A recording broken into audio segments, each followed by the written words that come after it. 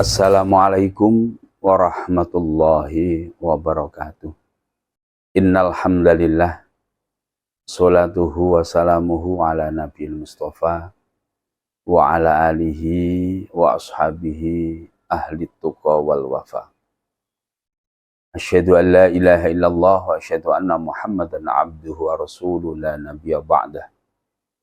Arsalahu basyira wa nadhira wa ta'ayyan ilallahi bi'idnihi wa sirajan munira. Allahumma salli wa sallim wa barik ala habibina wa syafi'ina wa qurrati a'yunina wa maulana Muhammadin sallallahu alaihi wasallam wa ala alihi wa ashabihi ila yaumil qiyamah ma ba'd. Pemirsa yang kami hormati, jumpa lagi dengan Man 2 Jepara dalam Kultum Ramadan 1445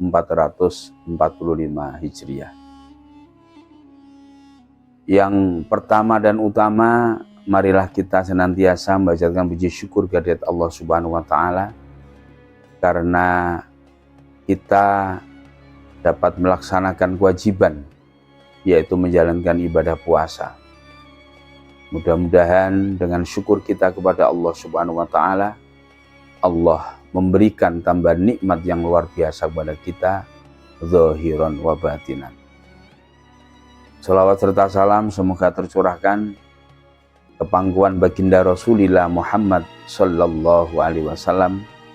Mudah-mudahan kita semuanya mendapatkan syafaatnya kelak di yaumil qiyamah. Bi qaulina Allahumma sholli ala sayyidina Muhammad wa ala ali sayyidina Muhammad.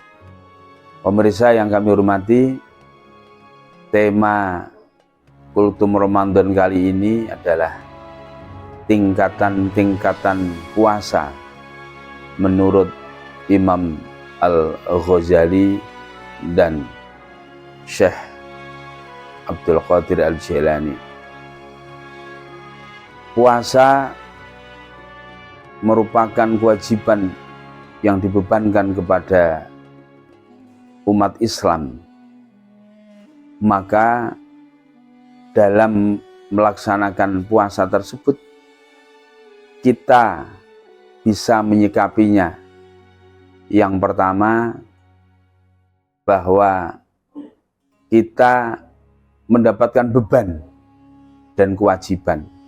Ini adalah tingkatan pemula. Tingkatan selanjutnya, kita melaksanakan tugas dan kewajiban tersebut merupakan mahabbah, kecintaan kita kepada Allah dan Rasulnya Muhammad Rasulullah Sallallahu Alaihi Wasallam. Dan tingkatan yang ketiga yaitu bagaimana kita berpuasa hanya semata-mata mencari ridho Allah Subhanahu Wa Taala. Di dalam bulan Ramadan ini banyak keberkahan yang kita terima, mulai dari fisik jasmani yang sehat, hati nurani yang bersih, serta amal-amal yang dilipat gandakan oleh Allah Subhanahu wa taala.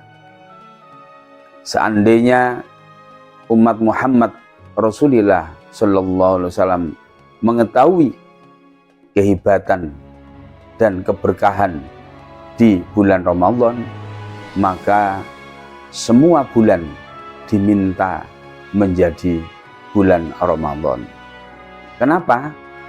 Karena di dalam bulan Ramadan amal kebaikan dilipat gandakan, dosa-dosa diampuni, semua doa dan permintaan dikabulkan, pintu surga dibuka, pintu neraka ditutup, dan setan-setan dibelenggu.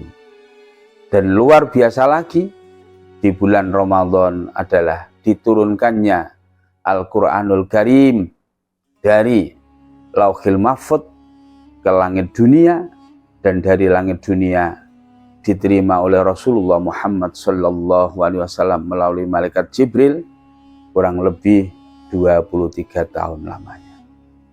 Pemirsa yang dimuliakan Allah Subhanahu wa taala, menurut Imam Ghazali di dalam kitab Ihya Ulumuddin, puasa dibagi menjadi 3 tingkatan.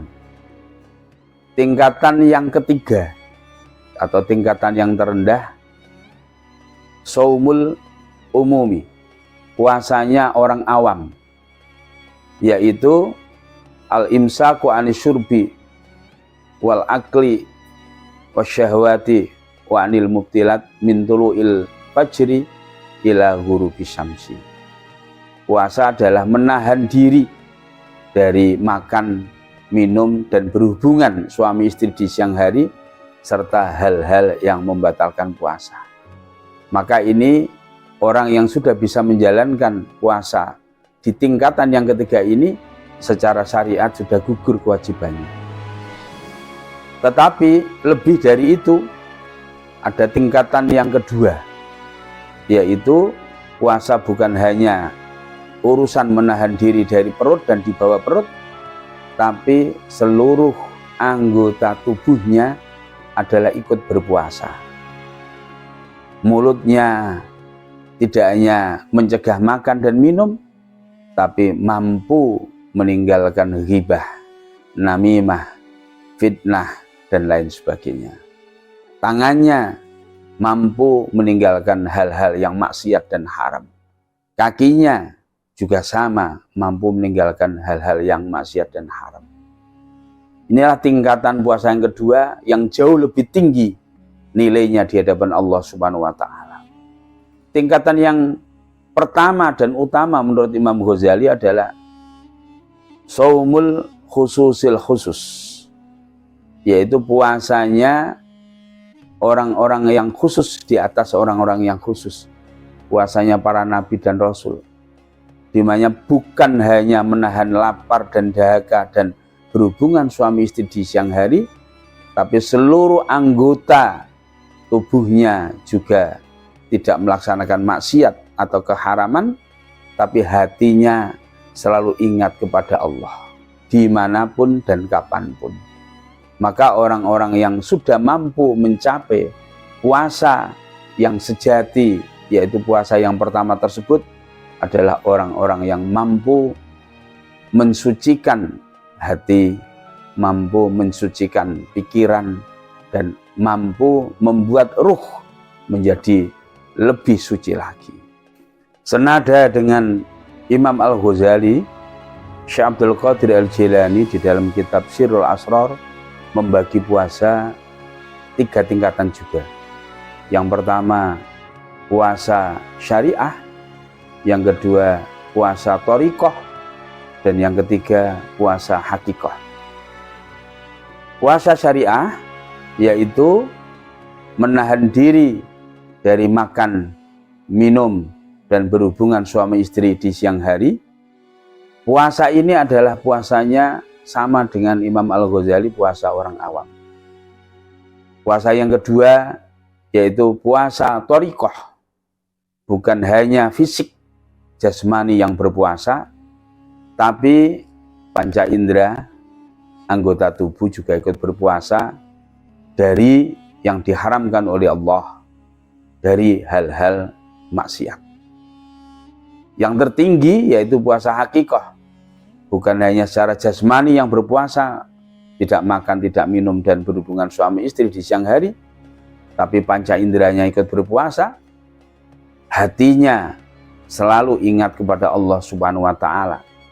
Barang siapa yang beberapa detik saja hatinya tidak ingat kepada Allah, maka orang-orang hakikat ini dikatakan puasanya sudah batal.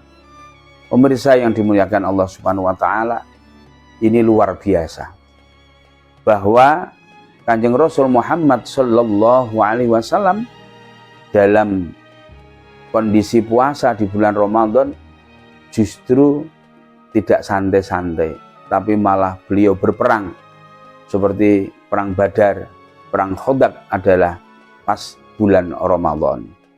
Bagaimana orang-orang yang beriman itu mampu menjaga fisiknya, mampu menjaga hatinya, dan mampu menjaga ruhnya.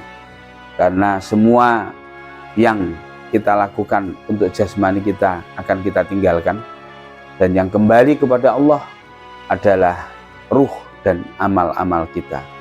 Mudah-mudahan dengan kita memahami tingkatan-tingkatan puasa ini, dari tahun ke tahun puasa kita semakin meningkat dan menjadi orang-orang yang dijanjikan oleh Allah mendapatkan ketakwaan, menjadi orang-orang yang bersih hatinya, bersih jiwanya, bersih ruhnya, dan sehat walafiat jasmani dan badannya.